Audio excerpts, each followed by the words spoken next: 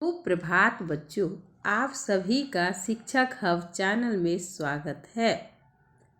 आज कक्षा 8 के त्रयोदश पाठ रवि षष्ठी व्रतो उत्सव का हिंदी अनुवादित करके बतलाते हैं। रवि षष्ठी व्रतो उत्सव का अर्थ होता है छठ पर्व। तो प्रस्तुत पाठ में छठ पर्व के विषय में बताया गया है। जैसा कि बच्चों आप सभी भी जानते हैं, आप सभी के घरों में भी छठ पूजा की जाती है। तो छठ पर्व बिहार का क्या है, प्रमुख पर्व है। इसमें कठोर संयम, उपवास तथा प्रकृति के सर्वाधिक तेजस्वी देवता सूर्य की पूजा की जाती है। यह पर्व किसी नदी, तालाब तथा जलाशय के किनारे मनाया जाता है। ऐसी मान्यता है कि सूर्य की पूजा करने से लोग स्वस्थ रहते हैं। साथ ही संतान लाभ के उद्देश्य से भी लोग श्रद्धा एवं विश्वास से यह त्योहार मनाते हैं। यह त्योहार हमारे बिहार में नहीं, अन्य देशों में जहां हमारे बिहार के लोग रहते हैं वहां भी श्रद्धापूर्वक इसे मनाते हैं। तो आइए इसका हिंदी अनुवादित करके बतलाते हैं। प्राकृतिक पदार्थेषु सूर्य सर्वाधिक तेजस्वी आरोग्यप्रदश्च मन्यते। प्राकृतिक पदार्थों में सूर्य सबसे अधिक आत्मबल एवं आरोग्य प्रदान करने वाला माना जाता है। अनेन सर्वे जीवा प्राणिनः वनस्पतयः प्राणान् लभन्ते। इससे सभी जीवित प्राणी और पेड़ पौधे जीवन प्राप्त करते हैं। अस्य उपयोगितां विचार्य देवरूपेण इमं पूजयन्ति जना। इसी महत्व के कारण लोग इन्हें देवता के रूप में पूजा करते हैं। प्राचीन कालात् सूर्यः भगवान इति पूज्यते। प्राचीन काल से ही सूर्य की पूजा होती आ रही है।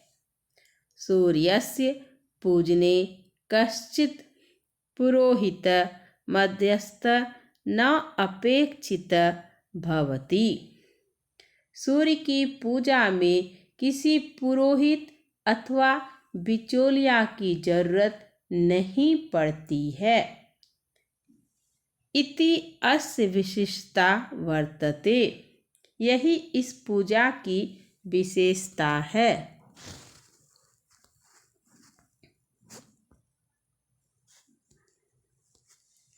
कार्तिको मास वर्षाशीतयो मध्ये अवस्थित।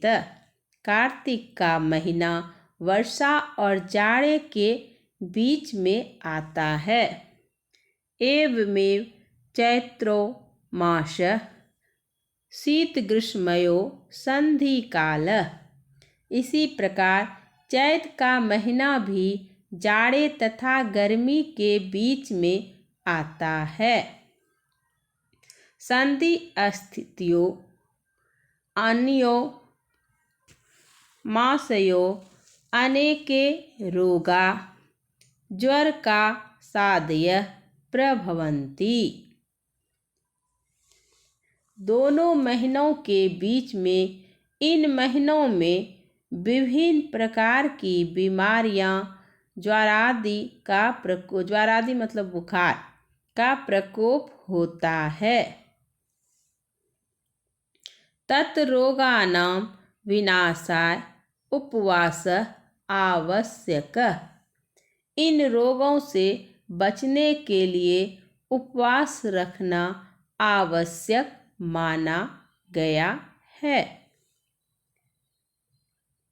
उपवास रवि षष्ठी व्रते अनिवार्यतया जायते। छठ व्रत में उपवास अनिवार्य रूप से रखा ही जाता है। अतः अस्य व्रतस्य वैज्ञानिकं महत्वं वर्तते।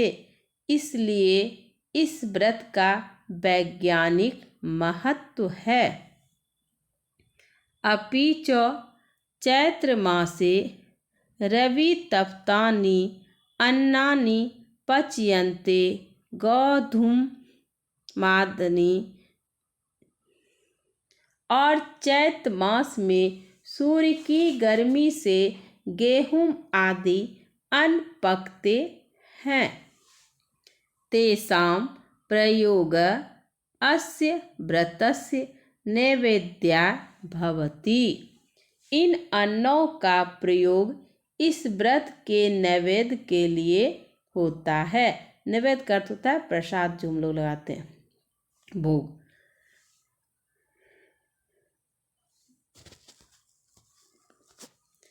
अतः चैत्रकालिक व्रतोत्सव ग्रामेषु प्रसिद्ध।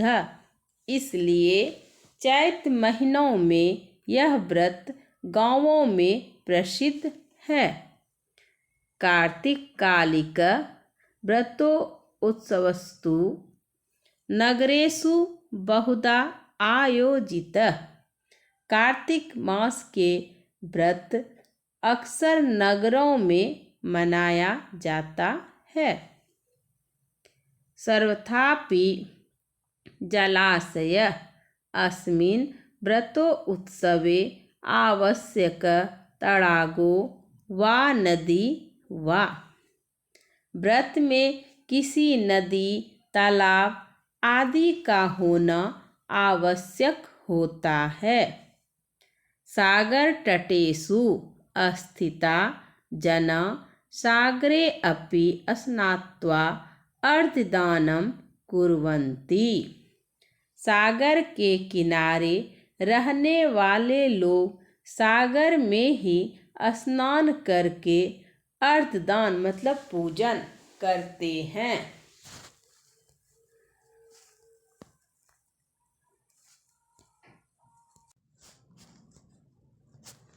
यस्मिन् मासे रविषष्ठी व्रतोत्सव आयोजितः भवति। परिवारे तस्य प्रथम दिवसा देव परिवारे अभक्षया पदार्था वर्जिता भवन्ति। जिस महीने में छठ व्रत मनाया जाता है, उस परिवार में प्रथम दिन से ही मांस, मछली, प्याज, लहसुन, जिसको अभक्ष्य भोजन कहते हैं, भोजन बंद कर दिया जाता है।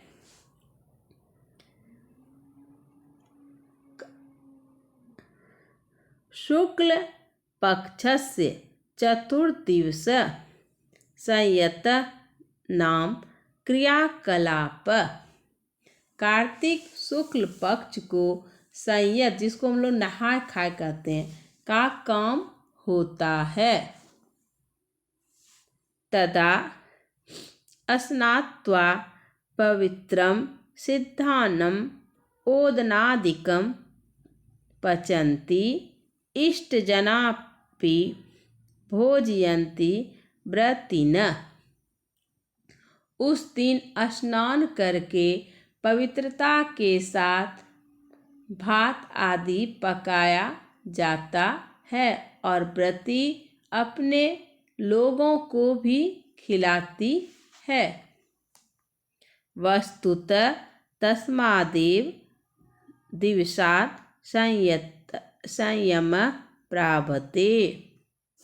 वास्तव में उसी दिन से ही संयम नियम आरंभ होता है।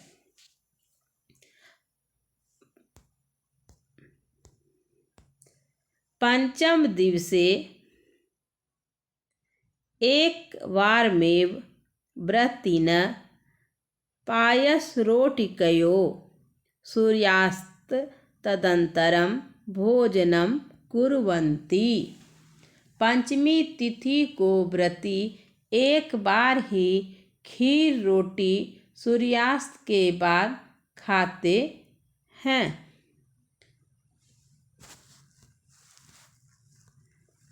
इष्टजनापि भोजयन्ति और अन्य लोगों को भी खिलाते हैं।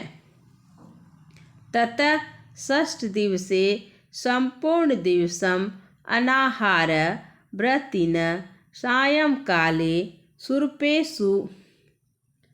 सूपेषु फलानि धारयित्वा दीपकं च प्रज्वल्य सूर्याय अर्घ्यदानं कुर्वन्ति।